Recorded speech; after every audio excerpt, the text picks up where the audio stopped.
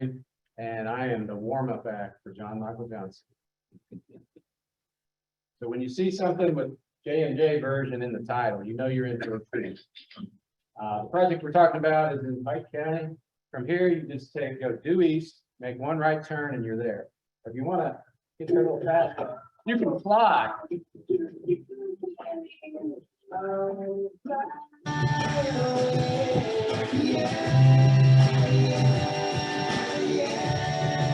So as you can see, it's mountainous terrain, large cuts on both sides of Pine Creek, and that's really what dictated the length and the height of the bridge.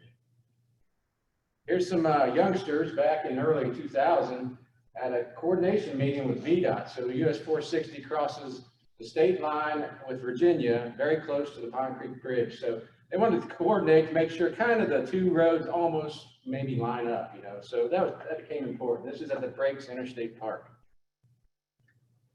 John Michael Johnson, as everybody knows, is always willing to help out.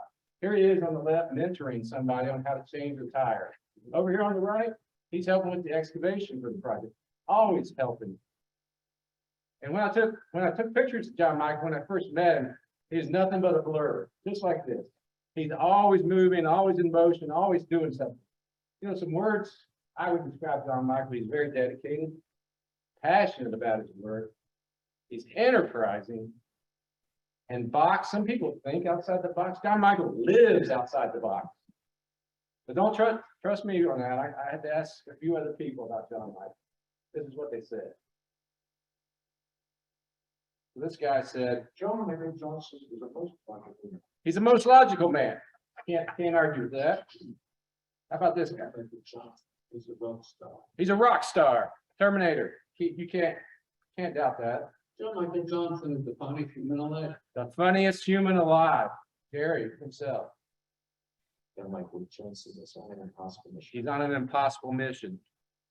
His entire life. John Michael Johnson and I are a lot alike. They're a lot alike.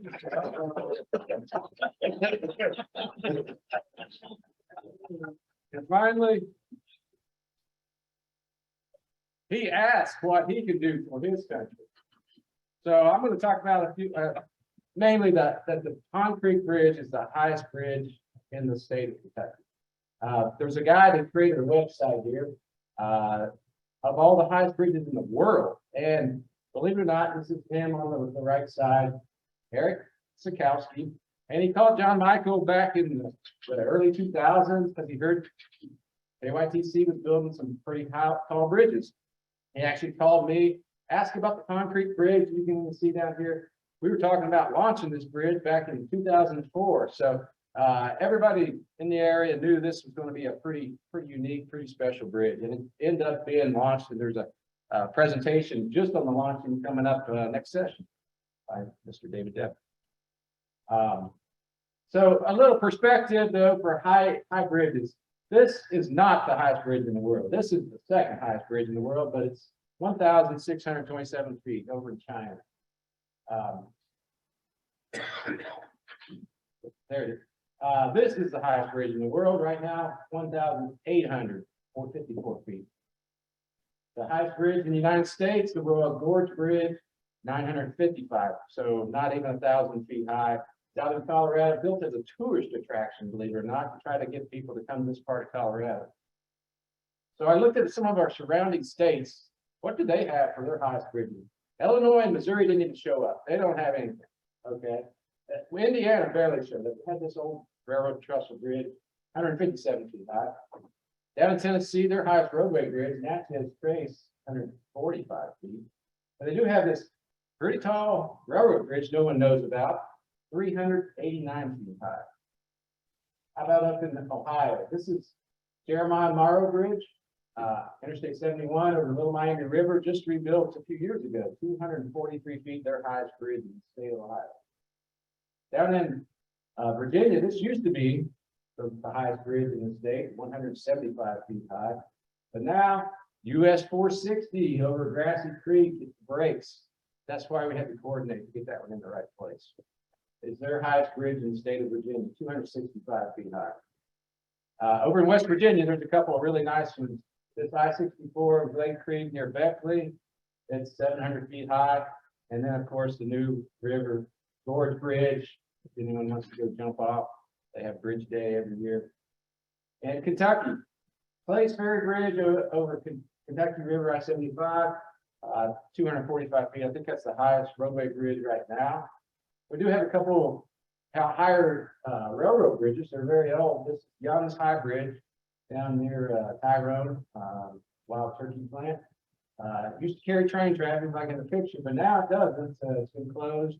But now, if you want to bungee jump, here's John Michael jumping off that bridge with the bungee cord. That's it.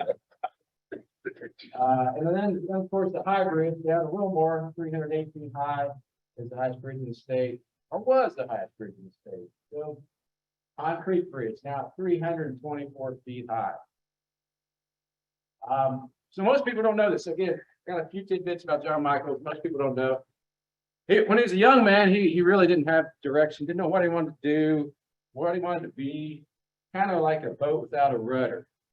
Just drifting along until one fateful day, 1978, John Michael found out his calling. So let's see if we can spot John Michael in this video. I think it's pretty easy. That's John Michael right there.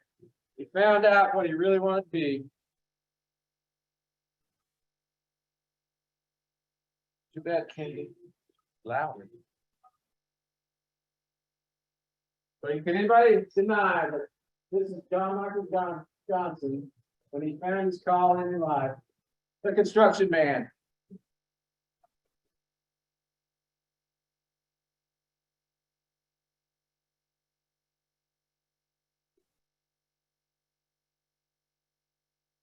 So John Michael really embraced the construction worker. He wanted to be the construction guy. You can see right now he fits right in with those village people. It takes a village sometime. John Michael is for the Kentucky version of the village people. He really embraced the denim look too. You can see he fits it to the T. He even got the point down to a T. So he is really embracing the village people. But another thing I found out about John Michael, he really loves palindromes. You might not know this. Those are those words spelled the same, frontwards and backwards. Why wouldn't he? You know, JMJ is a palindrome, right? But it's not his favorite palindrome. I found his favorite palindrome, and I found out why.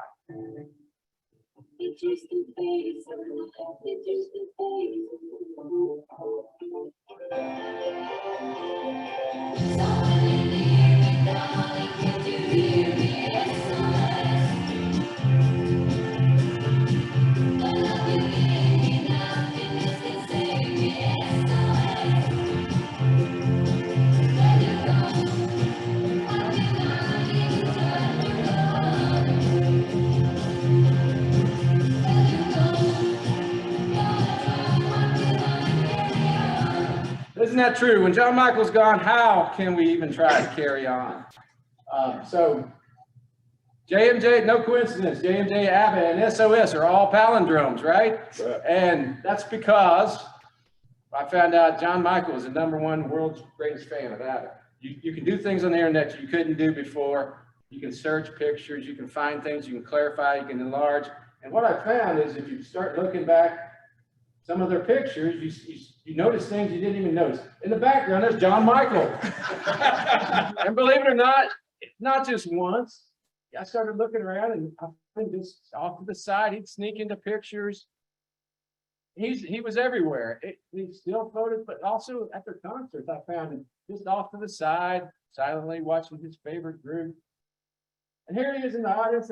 They spotted their favorite fan, pointing them out there. Here he is helping out on keyboard. So John Michael, once again, just watching his favorite group. Here he had his Garfield shirt on. He didn't get the memo. It was only for the ladies, but that's okay.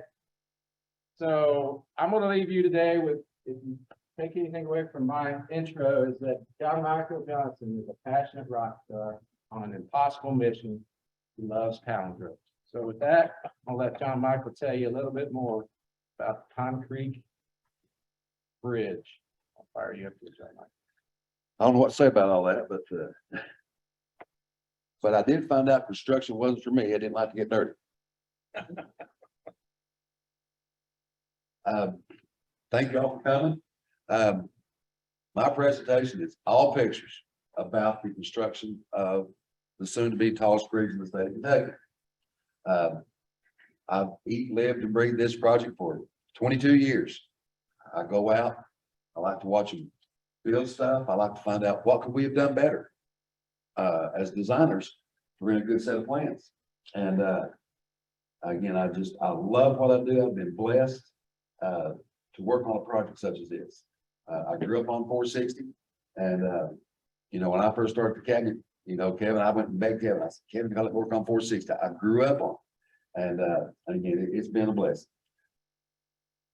But here's a map of US460. It starts south of Pike, runs to the Virginia state line under the Breaks Interstate Park. It is 16.5 miles long. Today, well, this is just total cost. We spent almost 100 million in pre-construction costs. Construction is 636 million for a total of $731 million. So your grade drain breaks down to 33 million a mile. Your bridges are 8 million a mile. You add them together, it's almost $42 million a mile for this roadway.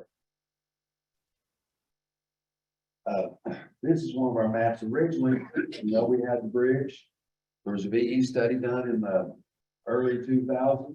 They suggested a fill with the drainage tunnel, so that would be the red line. Well, shortly thereafter, we had a public meeting, and needless to say, the public did not like us cutting the area in half. We had a way out for the people above, but they didn't like it, so we went back to the bridge. This bridge did on May 26, 2017, and the bids was almost $27 million. And the low bid was in 27, the high bid was 31. This is the area before any construction was started up. That is concrete near Draft, Kentucky. This is several years later, and I think the dates are showing up on these pictures, but we've done our cuts on both sides. Now on the left was the largest earthwork project ever put out in a single contract in the state of Kentucky. It was 21 million yards. Okay, that is looking west. Again, that's our largest earthwork project. You see, it's just almost down to grade there. That's a little bit better picture. Okay, here, this is on the, I call it the Pike side of the west side, but they started their abutments. You can see their cuts for their piers. That's another looking at the east side. There they started bringing up their piers. This is crane. They just bought the crane just for this job. That thing can lift 400 feet. Should make one stand on. It's pretty big. They're bringing the piers up. Those are almost completely outstanding at the bottom of those piers, over 300 foot tall. That's looking from the west side. Another from the bottom.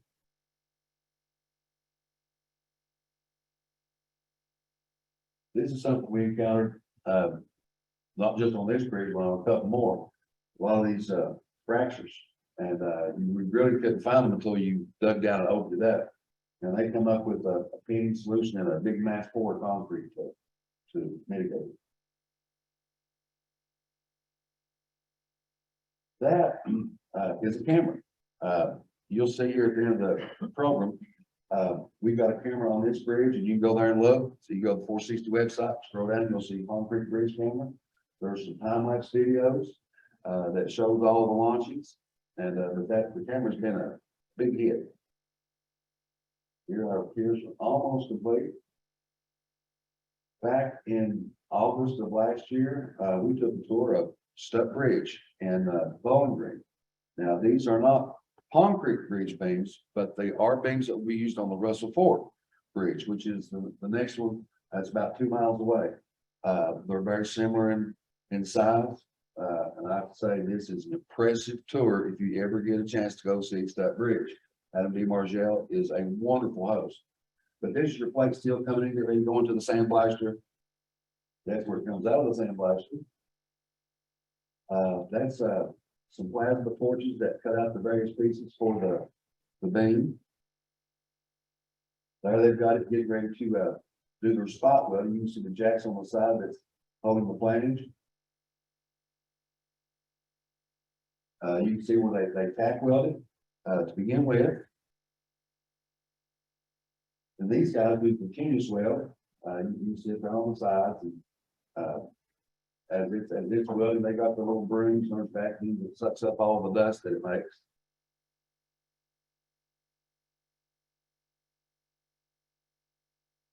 There's a little close up of it.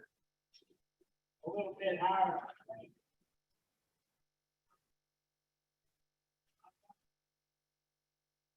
This is about 500 foot of beam. They put them together there just to make sure everything fits, and they do their splices. Get all that ready to deliver to the site. I just do this one in. This was a curved beam they were making, for a bridge in Nashville, but, just want to show you that can do curved beams also. There's one of those splices, and each one of these splices, they're all specific to that joint. They're all numbered, so that way when they get to the site, you just go out and find all the numbered pieces of them. So they'll match. That's, Mr. Robson and, David Lennon and myself. And once we get the beam done, that's the final sandwich they go through. That's what it looks like when it comes out. And now we're back on Palm Creek. I'm actually standing up on grade, looking, east. You can see down there at the bottom, I call them launching abutments. Now, Mr. Depp, I'm sure that's a better name for them, but, they put the beams together on those before they started their launching. There's everything right out there. Okay, these are the rollers. All these, they, I think all total, they got 40 of those. The beams set on those, there's 4 beams on this, on the 2 inside beams. You know, they've got the side guides, just kind of keep them on track.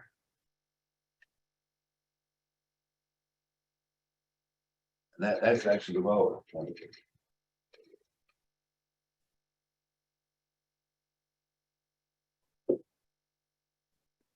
Really heavy. Okay, they started putting the beams together.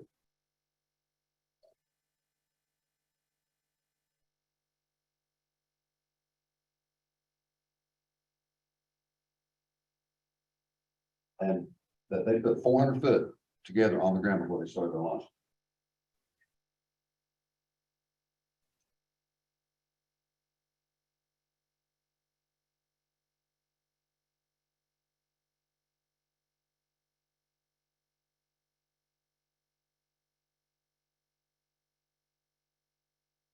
And on the front, I call them nose pieces. Those allowed for the deflection of the beams as they were launched out. Those things were 40 feet long. They are starting to mount their brace for the jack mounts to that.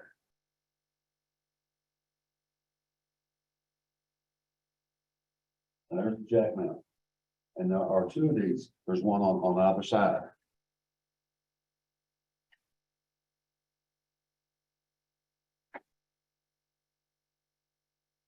Now that's full, is what the cables wind up on as they jack the beams out. I think you kind of see the cables are draped along the side. This is on November 22nd, so this is the day before launch day.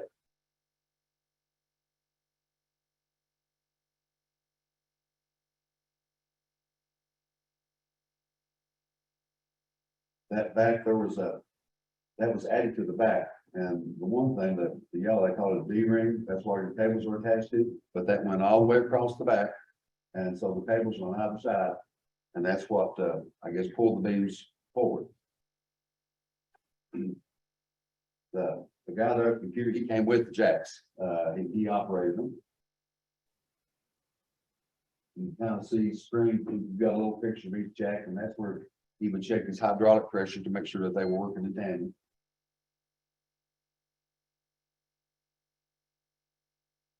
This is launch day. November 23rd, last year.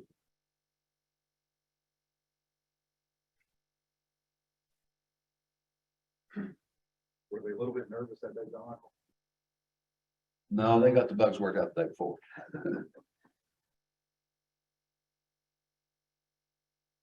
Okay, now this is a short video. You can kind of see the jack working. It's pushing out, but you'll see right there at the front, it'll release and draw back up.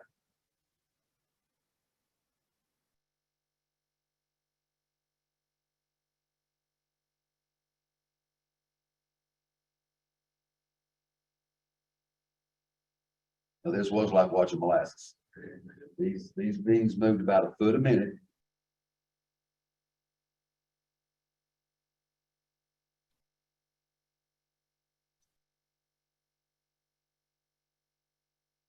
That makes us drag.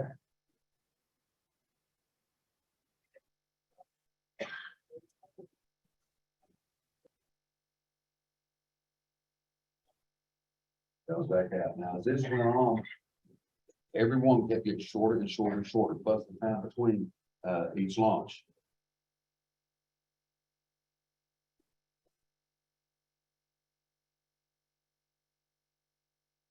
Those are the boxes that contain all the hydraulic fluid. Those are set right underneath on each side, and those go to another box that goes to the computer.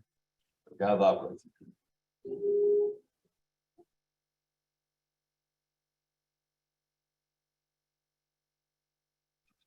Those are our bridge inspectors. They came out to see what they'd be inspecting in a couple of years.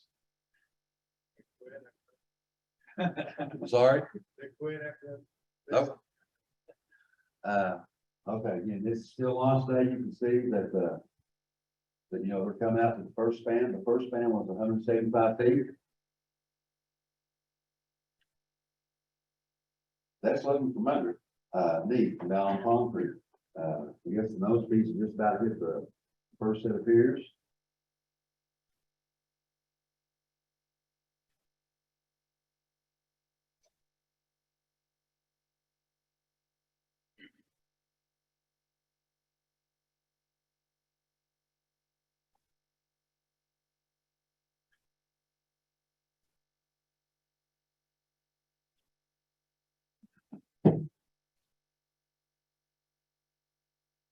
This is the second launch.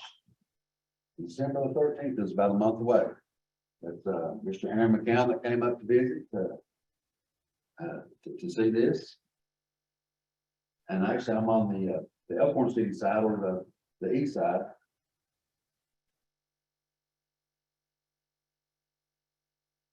And again, from the bottom, looking out. You can see it took them a month. You know, they have to add more beams on the back before they start the next launch. So as it moved forward, they get quicker and quicker.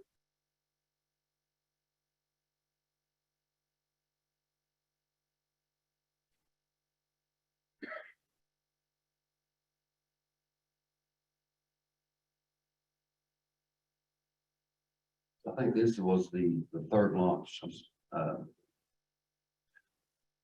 Also, every evening, when they got to the launch, the contractor, he did have guys up there and they chained all those down to keep them from moving any off.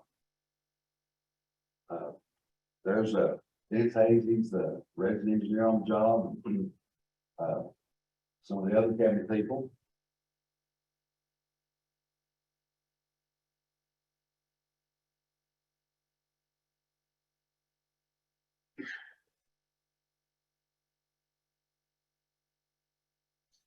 Okay, this is the next day. This is launches 4 and 5. They've already got all the beams together, so they just really had to wait one day before they started. So there we are approaching the abutments on the east side.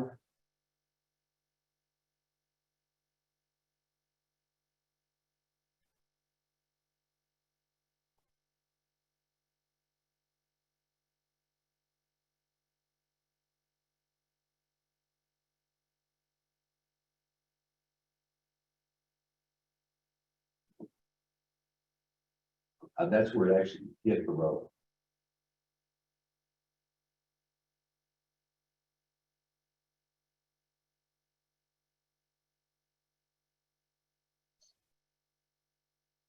Had lots of visitors during this. This was back in April. Sarah George had just recently retired. She was our public information officer.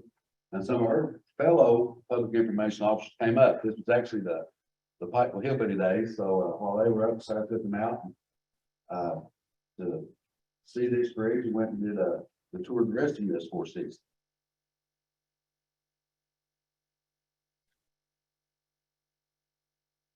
This is April 29th. We're getting ready to start launching on the westbound bridge. So it took them almost 3 months. They had to tear out the launching abutments on the other side and then construct them over on this side. You know, put the rollers on, get all the beams set on top.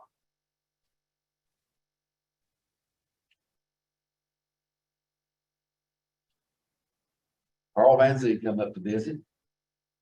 This was on April 29th, and he had worked on the V on this one. They did a change to the pier design.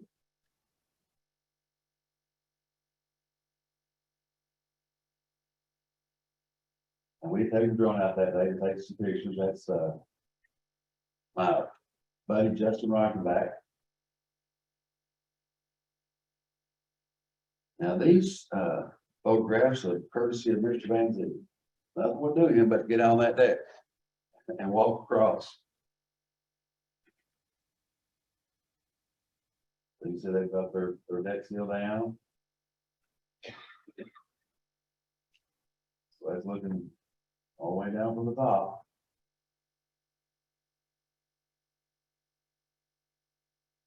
I think one of those little specks is Paul.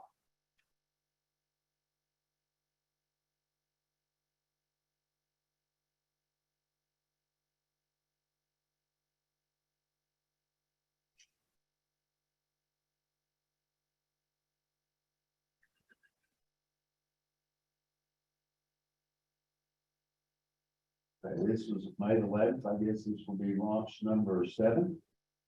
Had some more visitors from Franklin. I believe that's Tanya Higby standing there. There's Tanya and Tim Robson and myself. Tanya, that's Tiffany Tackett. I work with her, and you can see Sanford's head. That's Tim Robinson. I think he's having a diva moment.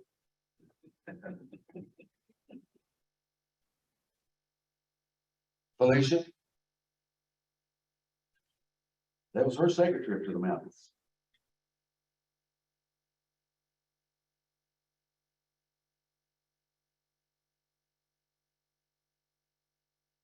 Yeah, they just about all the way across on launch 7.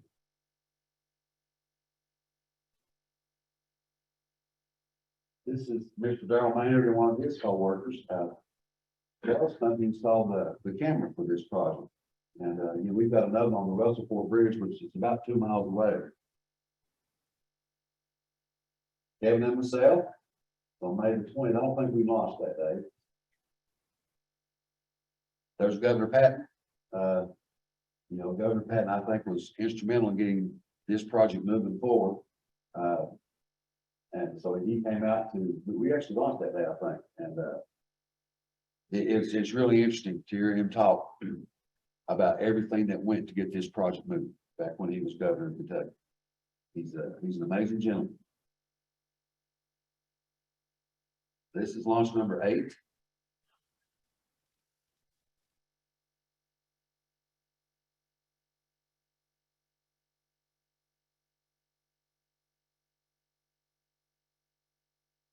This is on May the 25th. This wasn't a launch day, but Mary Holbrook, our chief, she hosted all the other 11 chiefs. So they got to come up and do a 460 tour. I think most of them can. There was 2 that wasn't able to make it.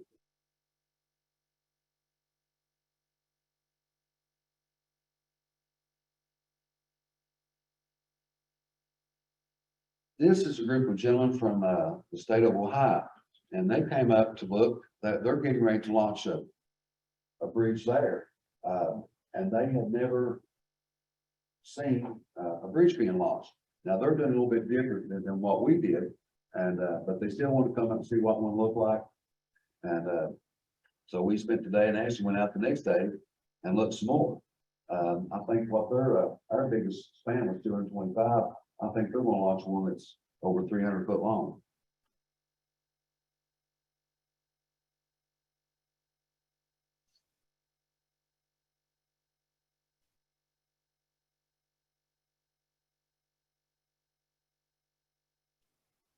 That's Brother Carl Salter.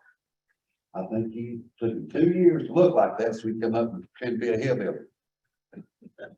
Some years he shaved all that stuff off. I think since his wife got on. And that's Amanda Desmond that was with him.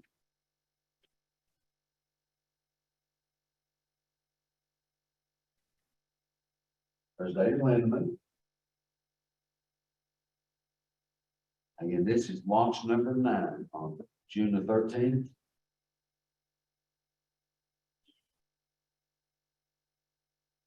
And unfortunately, I missed launch number 10. That's the only one I missed out of all of them.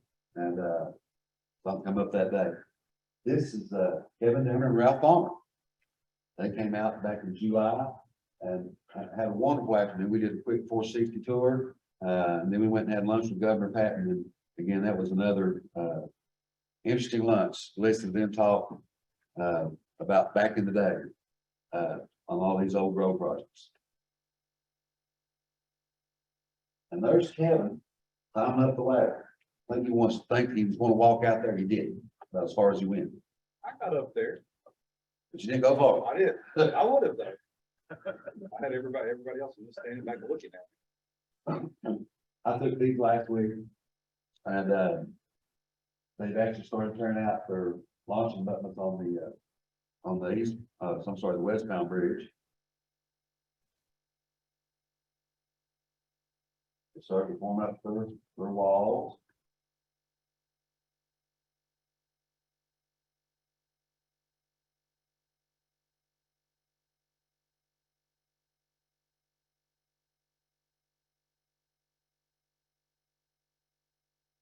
I was rocking back myself again.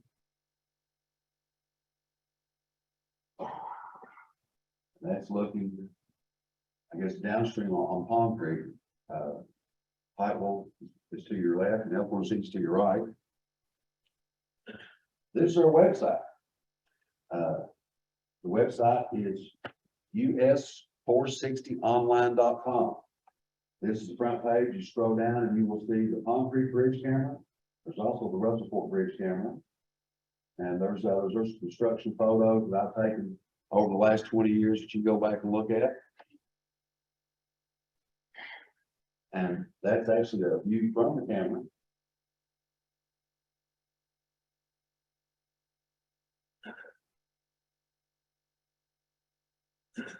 This is your time lapse.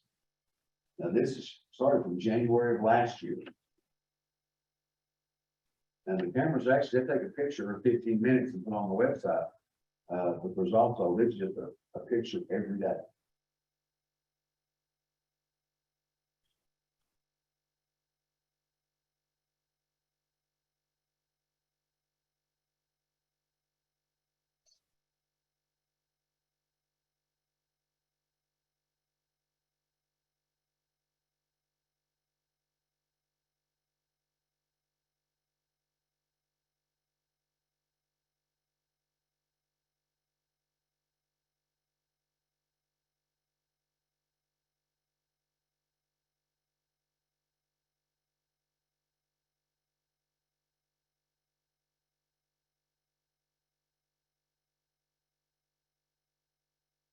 It's like one scoop. Scoop.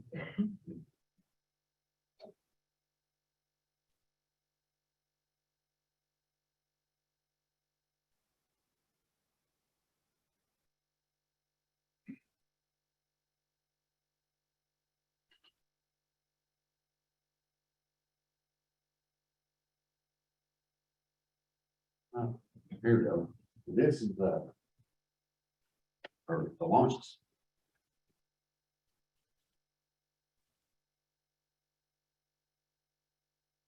That was their first, they're going back, they're adding their extra beams. Not extra, but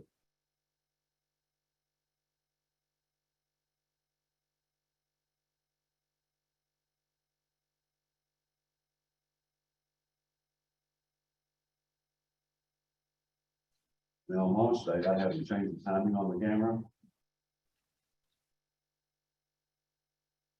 Watch that flex back up.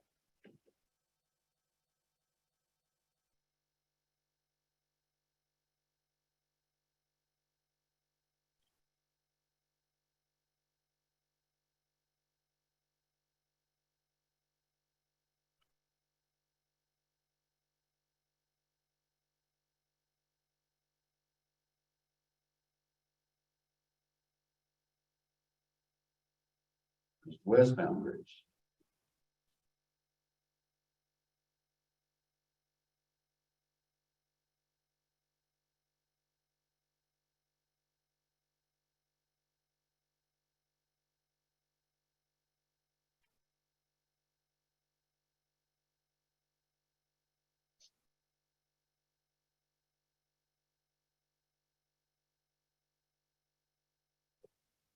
That concludes my presentation.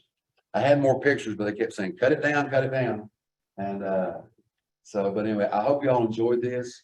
If you ever get a chance to come up to the hills, give me a call, I'll take you out. This is really impressive. Again, we're also doing the Russell Fork Bridge, which is 2 miles away. It's not as tall as this, almost.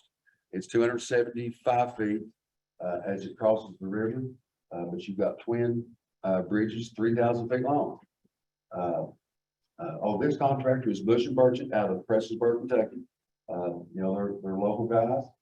They have built a bunch of bridges on 460 and 119 in Pike County. But if anybody's got any questions, I'll try to answer them. Now, Mr. Deff's going to be doing a presentation after this one. That's going to give you a lot of details about the launching system that he developed for this. Yes. When do you expect to be done? Probably another year on this bridge. Probably another year. You think They, complete 460, when will 460 be finished? We're hoping probably 2.5 to 3 years. I have one more piece. It's a servicing section that we are tentatively going to put out in March, and we're timing it with the completion of the Russell Fork bridges, and they have about 2 years left on those. And so hopefully in 3 years you'll be able to drive from Pikeville to the state line, which they've actually built a connector over to the park. Now VDOT, this goes to Grundy, Virginia. They have built 6 miles, which they are surfacing now. There's 2 miles left to make the tie-in, which I think construction is, if it's not started, it's getting ready to. And that way you'll be able to drive all the way from Pikeville to Grundy on 4 You think VDOT will be finished by 2025? I'm sorry? Will VDOT be finished by 2025? Will it be? Not with everything. Okay. Their 2 miles, tie-in is 28 million yards. So, BizAct Construction got the contract, and yeah, I think they're just now getting started. Any structures on that, or is it all cut? I have no idea. Yes, How many launches has this contractor done? that's the only one I'm aware of. Left and right. Yeah. So I guess they've got 10 launches under their belt now, but again, as they went forward, it just kept getting smoother and smoother and smoother. It took less time between launches, that they were adding their beams much more quickly. A couple of things about this, the reason they did launch, number one was beam delivery. Palm Creek Road is very narrow. It would have been difficult to get beams there. We probably would have had to have shorter beams with more splices to get to the site. And actually, once you were there at the site, it wasn't very wide. Probably the valley floor, a little over 200 foot wide. So there was not a lot of room. They were able to have one big crane down there. They also had a couple of cranes up on the benches where the second set of piers were. And so they come up with this, which you always thought that they would do it. And but it was going to be up to the contractor to determine how. So Bush and Burchett, they hired Mr. Depp, and he assisted them in developing the launching system. So they could have done a standard width. it's not feasible there. That they probably could have, but it would have taken more cranes. You know, they said they had the one that had the 400-foot boom on it, but I guess with that being, they would have had to have another one. And again, beam delivery would have been a nightmare. It really would. Now, when this comes off the existing 460, we did spend $10 million constructing a bridge across the river and the railroad to be able to get stuff up to build these bridges. But even once you got across, you know, you probably had a little over a mile of just very narrow, one-lane road to get to this side. Yes, How much deflection, did you calculate deflection being, how close were you to act? I will defer to Mr. Depp. Guys, I'm no technical guy at all. This is the I go out and take demonstrator. pictures. And, that's why this is my version of it. And, so, Every risk hit the top of here, I'm sorry.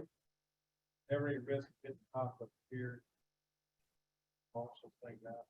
I don't think so. That's why they had the notes. But again, I'll go see David's presentation after this. Like I said, you'll get to see Yeah, but that's why, you know, in these videos, you can see how they deflect up. And I think 30 inches is what one of the guys said. But again, I don't think it could have gone any better. The rollers that you saw were much more efficient than what they were advertised to be. So as far as I know, it couldn't have gone any smoother. They did have on one of the launches, it might have been launch number 9, they had some trouble with one of the jacks. But outside of that, there was not any issues that I'm aware of. Beth, David? Brad, maybe about the alignment, vertical and horizontal, that you have. I think you expected this to be launched, planned to keep the alignment straight, vertical and horizontal. Get the fight for that. Yeah, we tried to, and like I said, we had meetings with contractors back in the early 2000s about direction of this bridge. So we got feedback from the industry, and we talked to the bridge office about launching, and they didn't want a full design. They wanted to allow the contractors to choose their means and methods. But yeah, as far as alignment, we always tell the roadway designers, they usually don't follow anything we tell them, but tell them straight bridges are cheaper and non-skewed and no vertical curves. This one actually had that little vertical curve piece on one end, as you know, but yeah, we lobbied for that. Was that vertical curve on the launch? No. Yeah, that was something that they were just, those roadway guys. Had to have something on it. The last 100 feet. They just had to make it a little bit difficult. One thing that they did change on from the original design, most of the bridges on 460 has a tapered hammerhead pier. And the contractor did the BE, and it's kind of like an H, kind of like a big concrete thing. And there are 3 transitions from the bottom up, and basically the biggest thing that changed is the outside part of it kind of stepped in at 3 places going up. And I believe that Mr. Depp did that for them also. And you know, contractors say that you don't have to change your forms as much as you go up, whereas the other way you have to change them every time. But this way, at the transitions, you change them, and there's probably, you know, 3 or 4 pores in between each one. So I think the bridge office made them do a few changes, but then they accepted this design. Anybody else? You said 10 launches, right? Uh, How many days? 10 days or 10? well, you know, the launches probably took, you know, those moved a foot a minute. Yeah. So probably about 4 hours per launch. But the first one, I have to go back and look at my dates, was November 23rd of 2021.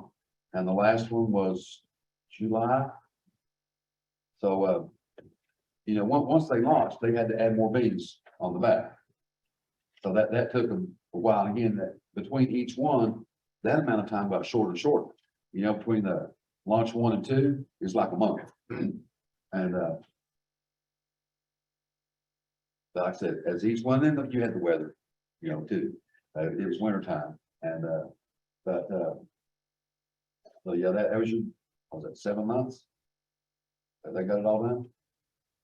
And, once they got the eastbound launch, then it was like 2.5 months for them to prepare to launch the westbound. And, you know, I know they are going to pour the deck on the westbound bridge first. And that was just so they didn't have to move the crane twice. So, they're getting close to doing that.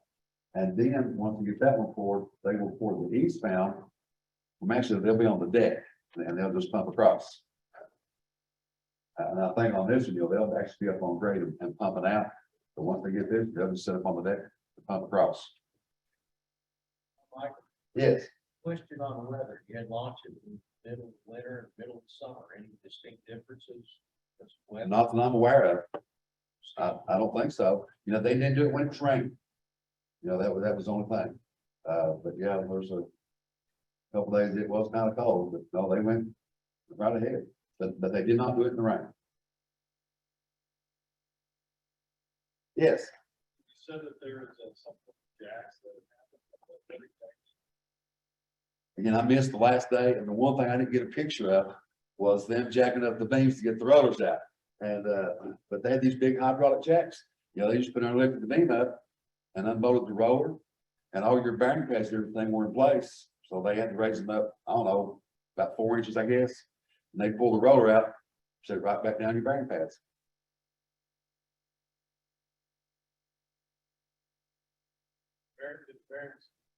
The rollers survive, I'm sorry? the rollers survive. Yes. Did they? Again, from what they told me, they were much more efficient than what they were advertised to be. Now the contractor purchased the rollers himself, but the jacks were rented. That he had, there was 40 of those rollers. So those are his.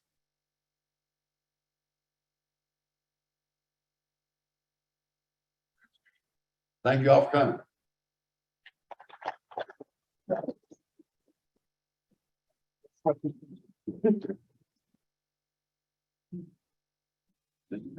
Yeah, perfect. Here, guys, slide over here and shake hands.